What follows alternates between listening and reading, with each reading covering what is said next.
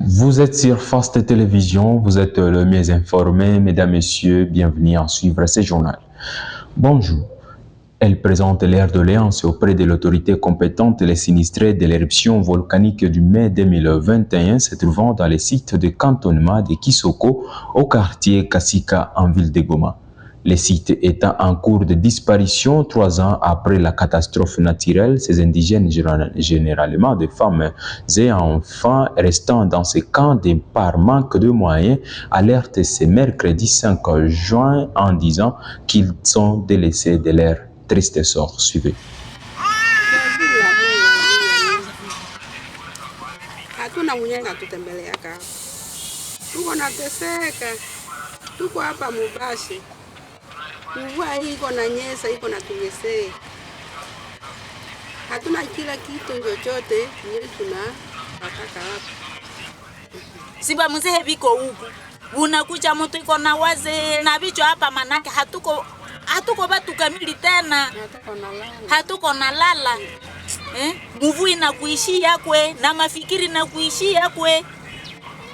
Onga kukula tulishaka kuwa natengeneza vumbi. Tulishaka natengeneza makala kusudi tupate hibuni. Mekulala. Mekuwaza kwenye tutaenda saba tafanya tengeneza soko. Tutaenda wapi? Papa President tukumbuke. Jona yu abia volka yenye letende ya kabato. Atukumbuke. Tutoke banajenga soko. Tuende wapi baba?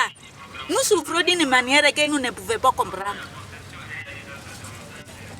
Tumefanya miaka 3. Na hivi sasa wengine washakaenda wapi? Gisi tunaona wengine washaenda, mwenye kuna ngisi ameweka parcelle yake anaenda mwenye kuna parcelle yake anarudia kwake na mwenye kuna mwanda panga budongo. Tunabakia famille.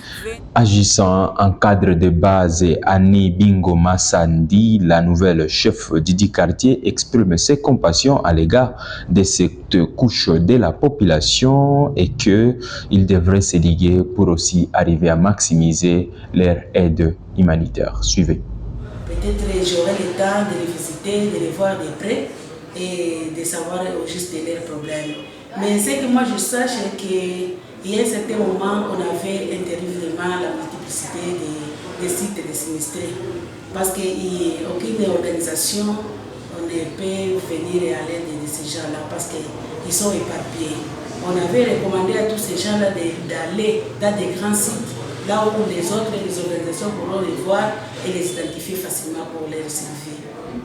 Et puis, la gouverneure de la Banque centrale du Congo demande aux directeurs généraux des établissements de crédit et des sociétés financières de paramétrer leurs terminaux en paiement électronique uniquement en monnaie nationale.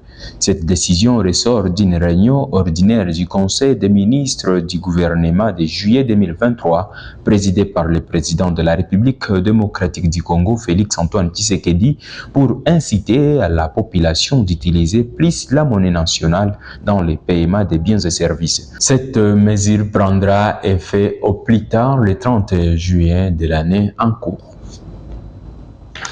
Et la journée mondiale de l'environnement est célébrée le 5 juin de chaque année. Pour cette année, elle aura comme thème la restauration des terres, désertification et la résilience de la sécheresse. Vikar Batundi Hangi, environnementaliste dans la ville de Goma, place un mot à cette occasion et pendant que la République démocratique du Congo traverse une crise sécuritaire constituant un élément moteur dans la déforestation, il appelle en outre le gouvernement congolais d'imposer la paix et aux organisations humanitaires de promouvoir l'aide humanitaire sensible à la protection de l'environnement. Suivez. Cette journée arrive quand nous sommes dans un contexte particulier, un contexte de guerre.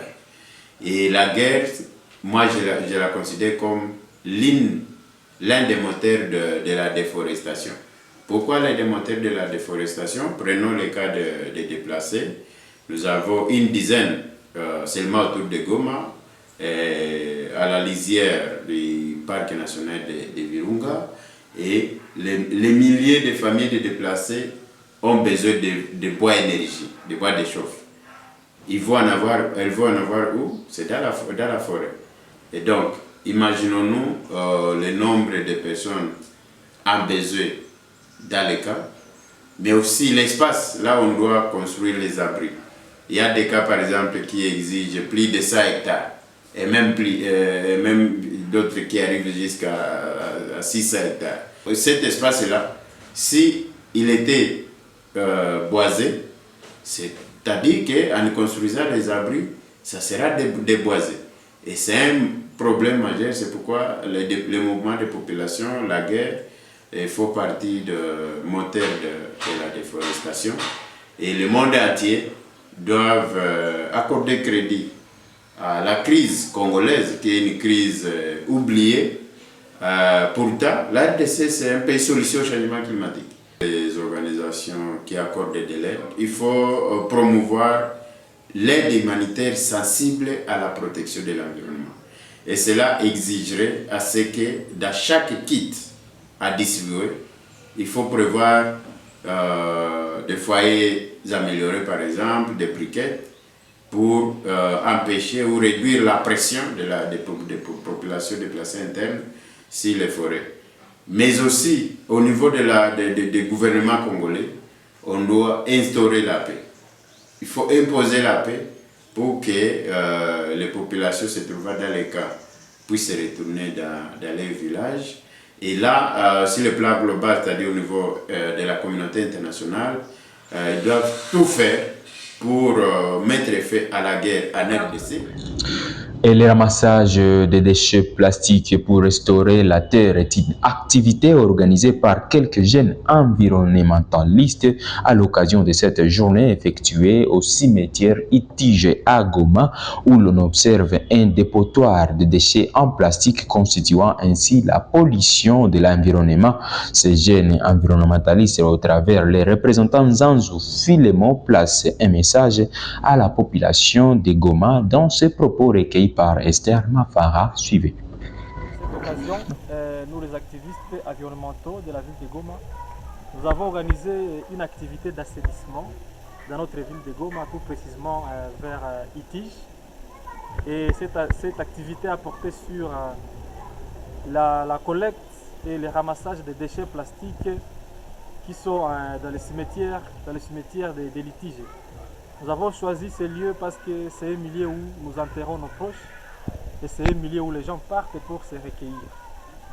Par cela aussi, nous avons appelé à la population de Goma et aux autorités de la ville de Goma. Nous avons adressé différents messages à toutes ces couches de la population.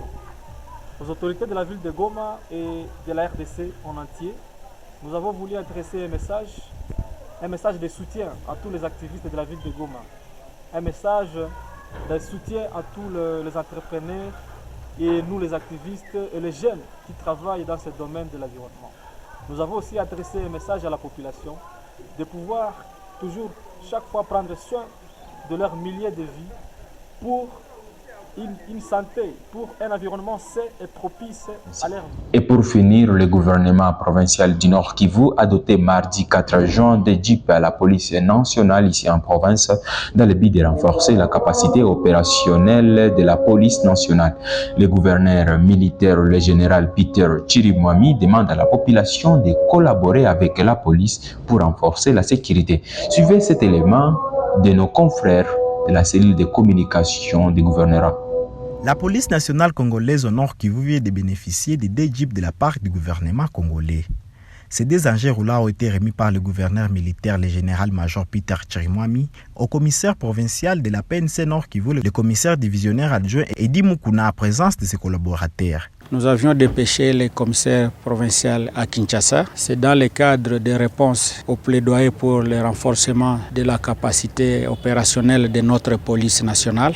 Vous savez que la dernière fois, nous avions reçu 3 jeeps encore de l'autorité hiérarchique. Nous venons encore de bénéficier des autres jeeps avec la remise en condition des jeeps qui existent au niveau de la province. Nous avons déjà des capacités suffisantes pour notre police et nous n'avons plus à nous plaindre. Maintenant, ce que nous demandons, c'est la collaboration de la population avec la police et les autres services pour qu'on puisse mettre fin totalement à la criminalité. Parce que, vous savez, on a monté l'opération S'affiche à Moudji qui est en cours depuis 2-3 mois. Je pense que vous connaissez les résultats et je pense que nous allons encore aller plus loin avec les capacités qu'on vient de nous ajouter. En quoi l'autorité provinciale se veut qu'il constitue un plus dans la lutte contre la criminalité à Goma. Le général-major Peter Chirimwami appelle la police à la bonne gestion de ces véhicules pour le bien de la population. Vous l'avez sans doute remarqué, mesdames, messieurs, que nous sommes arrivés à la fin de ce journal. Merci à vous de nous avoir suivis. On se fixe rendez-vous.